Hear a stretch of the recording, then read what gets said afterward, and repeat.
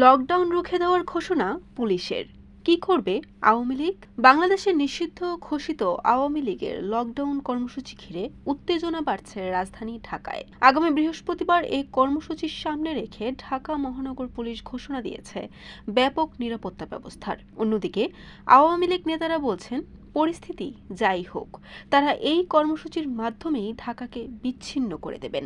এরই মধ্যে ঢাকা সহ দেশের বিভিন্ন স্থানে ককটেল বিস্ফোরণ ও বাসে অগ্নিসংযোগের ঘটনাগুলোর জন্য আওয়ামী লীগকে দায়ী করছে সরকার ও আইনশৃঙ্খলা বাহিনী। তবে আওয়ামী লীগ নেতারা এসব অভিযোগ সম্পূর্ণ ভিত্তিহীন বলে দাবি করেছেন।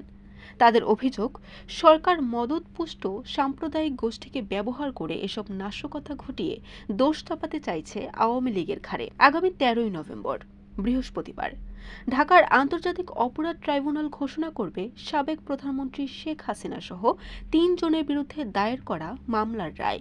ট্রাইব্যুনাল আগেই জানিয়েছিল ওই দিনই রায়ের তারিখ নির্ধারণ করা হবে। পুলিশ জানাচ্ছে, রায় ঘিরে জনমনে আশঙ্কা ও আতঙ্ক তৈরি হয়েছে।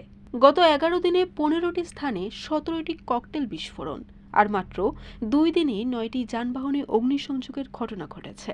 Barishal dot news.